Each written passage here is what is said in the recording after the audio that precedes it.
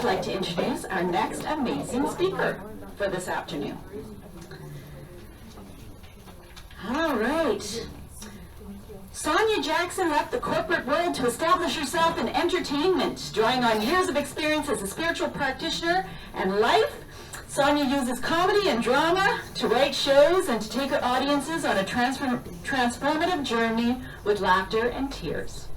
Sonya's shows reveal unconsidered thoughts and illuminate life's little absurdities to empower, uplift, and unleash greater potential in the observer to live in unlimited possibility. Her original play, Conversations About the Girls, yes, those girls, is about the relationship women have with their breasts, and is being produced next year as a virtual reading to benefit the Susan G. Komen Foundation. Please welcome the amazing Sonya Jackson.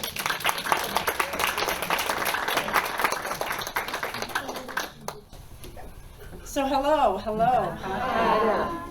And the next year she's talking about, because this was actually going to take place last year, would have been this year. So it is this year that the actual program is going to happen for Susan G. Komen. So welcome, thank you. Who knows what year it is? Who knows, right. So we have heard some really fabulous stuff. Everybody have takeaways? Yes. I have takeaways, and we're like Elise said, we've all pretty much said a lot of the same thing. So for me, I had no fear. I had no fear. I was in the corporate world. I needed to get out, and I said, I'm leaving. And people, I kept seeing people coming up to my assistant's office, and that people were normally coming into my office, and they were going, and I finally asked her, what's happening? Why are they coming to you? And she said, they want to know what you're going to do. And the thing that I was going to do was, at that time, was stand-up comedy. And people were going, stand-up comedy, that's so hard. And I didn't know, and I thought, well, no, not for me. I don't think stand-up comedy is all that hard. So that's where I was going. So I did that. Then I jumped off into acting. I was in Speed, Jurassic Park 3, television shows. I did my own first one-woman show was I'm Gonna Fly. I loved that. It's about Bessie Coleman. And then I started writing my own parts and things like that, and that was great. The fear came when I decided to go beyond what I knew I could do. That is when it came up. And so when I start to wonder about things, I look at a definition. So Google said, fear is an unpleasant emotion caused by a belief that someone or something is dangerous, likely to cause pain, or a threat. Anybody have that fear come up at some point in time? And it went on to say, fear has all different levels.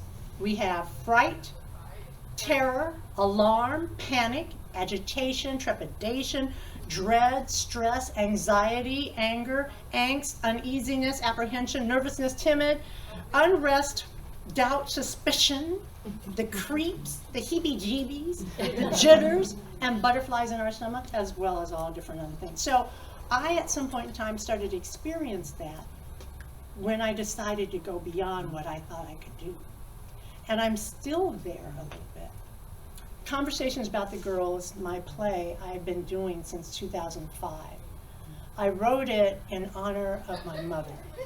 And my mother has been gone for many years.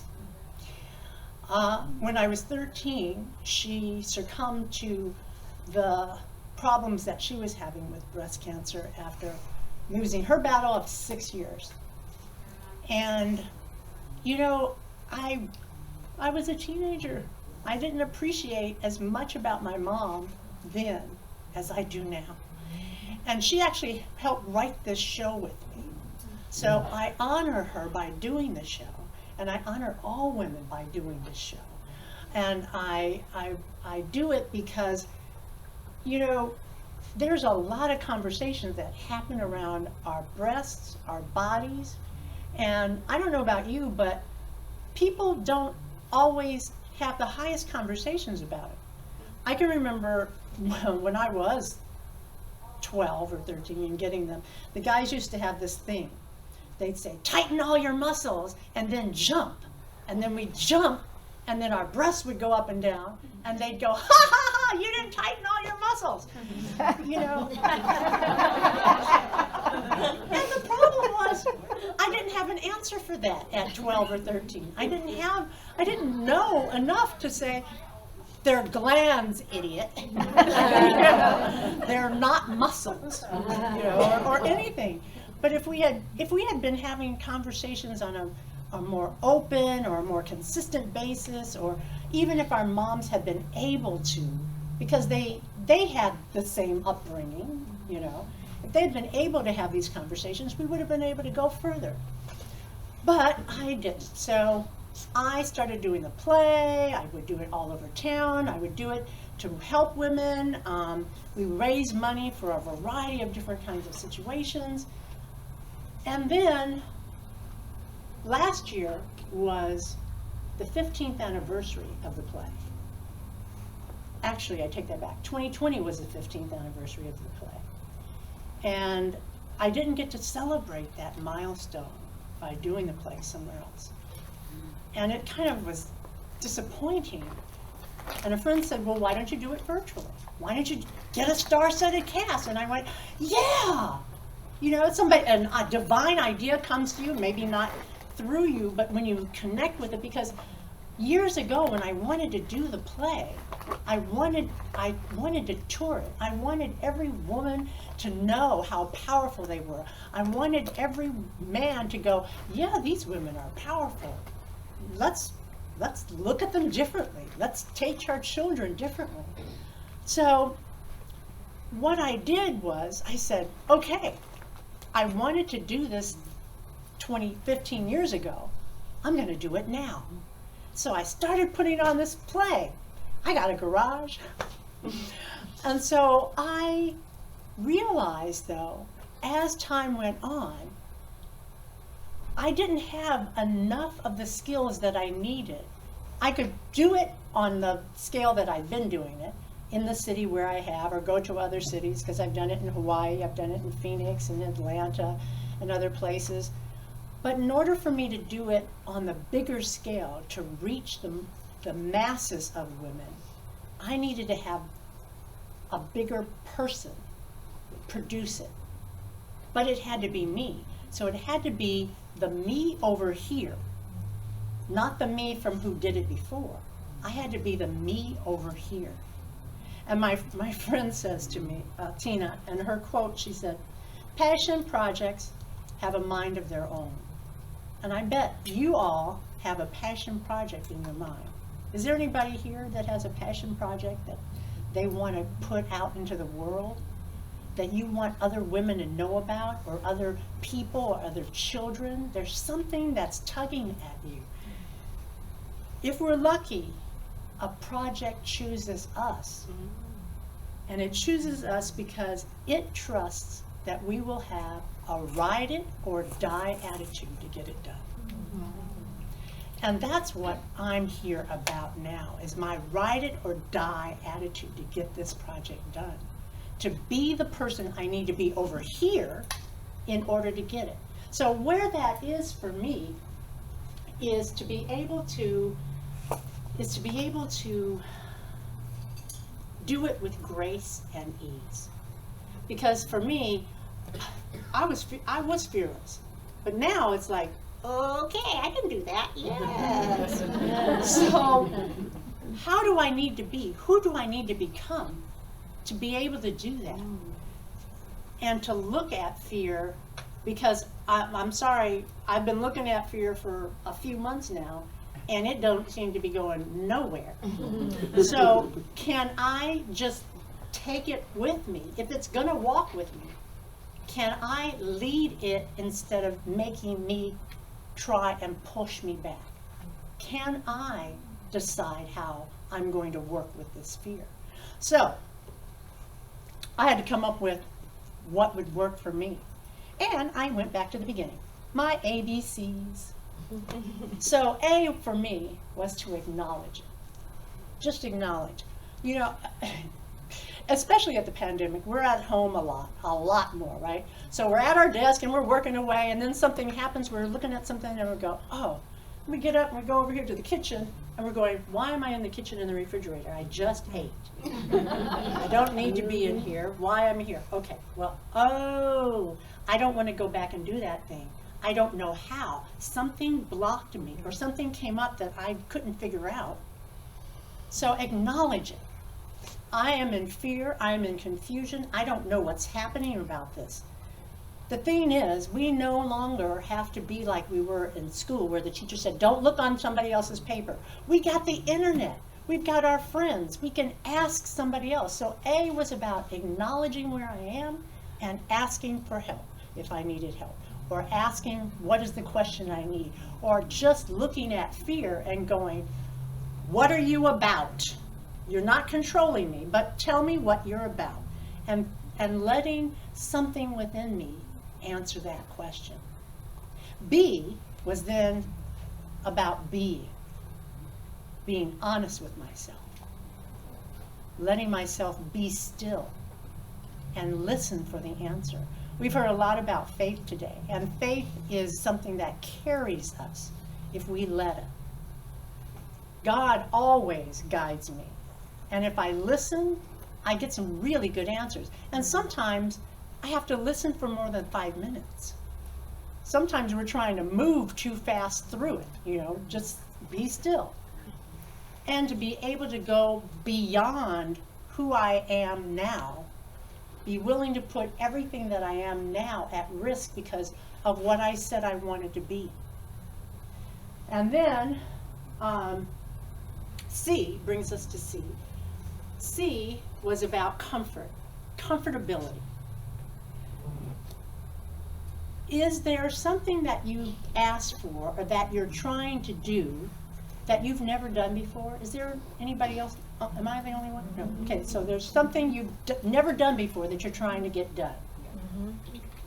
Guess what? That's uncomfortable. Guess what?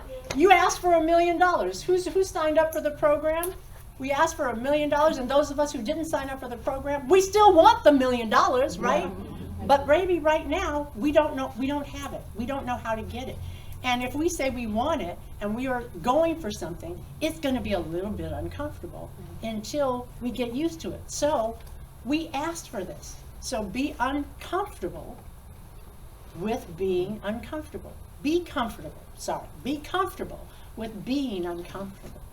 Allow that to be okay. Which brings us back to another C, which is the challenge. Reframe what it is that we don't know. Reframe the fear. Reframe that idea. So it's like, okay, this isn't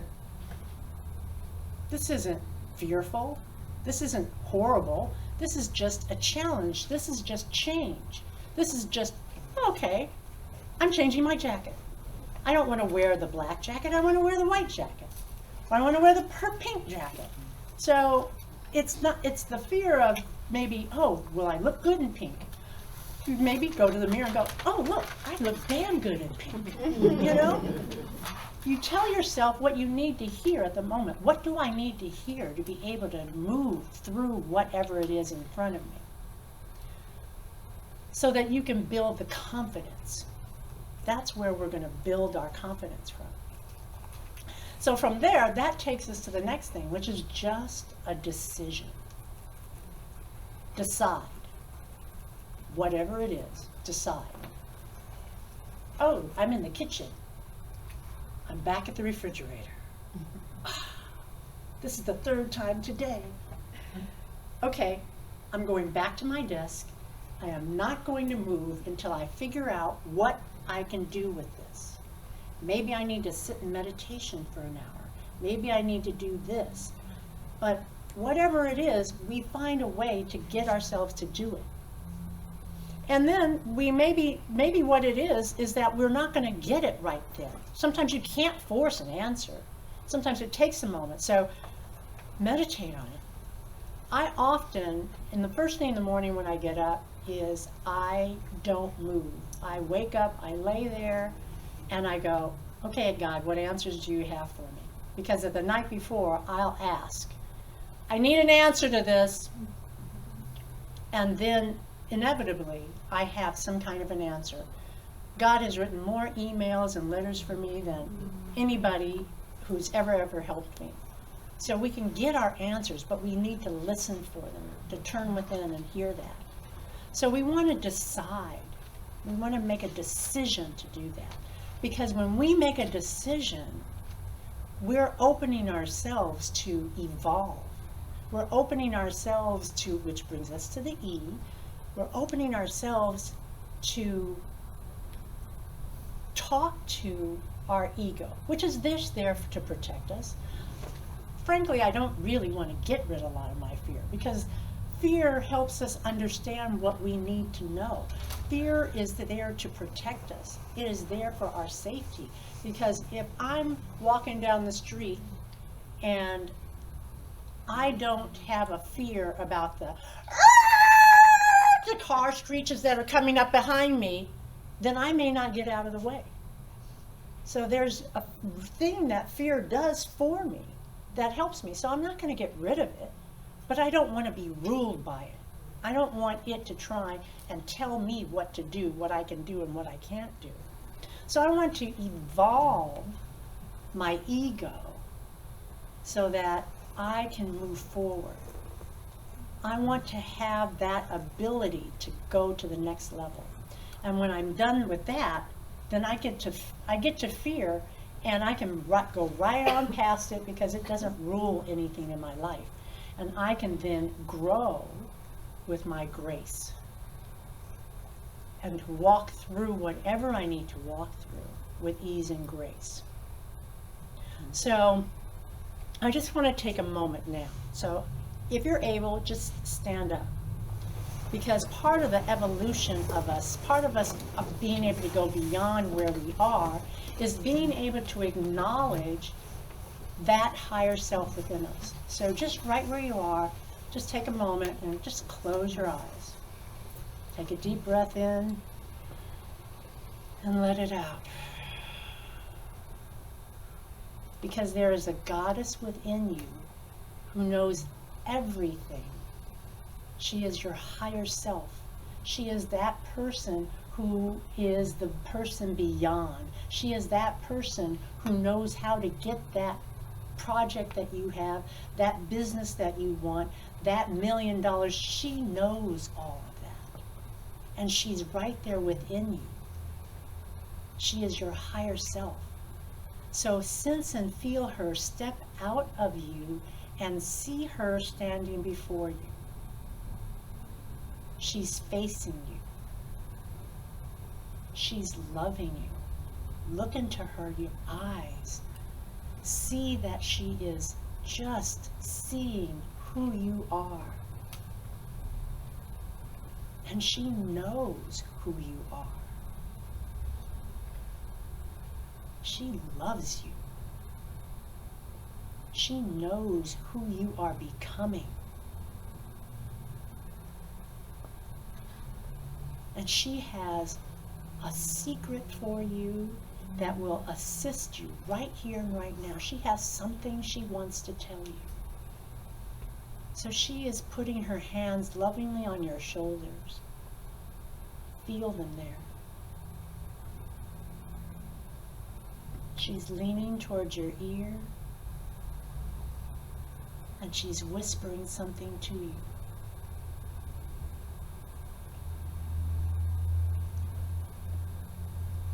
Listen for it.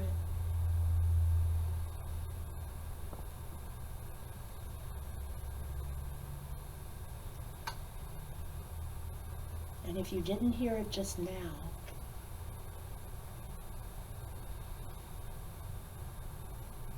listen for it when you wake up in the morning.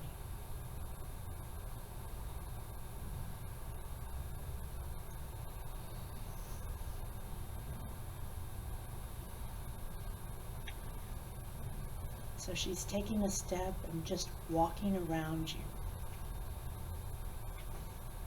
Once, all the way around you. And as she walks around you, she's just wrapping you in love. It feels like a warm, fuzzy blanket.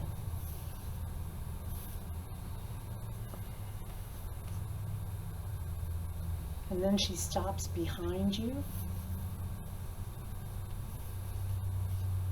She wraps her arms around you from behind. And she is all the wisdom that you already are. She is stepping into you. Feel her warmth coming into you. Feel it. And then just wrap yourself in your arms and feel her, hug her, thank her.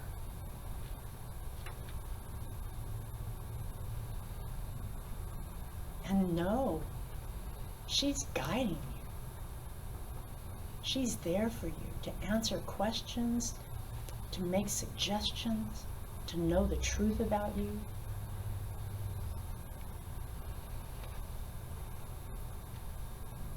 And when you're ready, you're already right in front of your seat. Just go ahead and sit down and let your eyes stay closed for a moment. And feel her. And in this moment, we know the divine presence of the Most High is living, moving, and having its being is right here, right now, right where we are. And with everyone who hears the sound of my voice knows that power is within them and allows that power to open them and allows the power to guide and direct and reveal anything and everything that they need to know to make the next steps in their lives. And we know this right here, right now, and we're accepting that we know who we are becoming, and we are accepting that person who we are to be to do whatever it is we need to do. We are that right here in this moment. So we're accepting it for ourselves. We're standing in this truth. We're knowing whatever we need is already available to us, and we stand in it, we allow it to be, and we know it is done, and we are carried. We are carried on the wings of success, carried on the wings of thriving, carried on the wings of abundance and prosperity, carried on the wings of joy, and we let it be. And so it is. Amen. Amen. Thank you, Sonya. That was fabulous. So powerful, and what a perfect timing to do that in the day. So.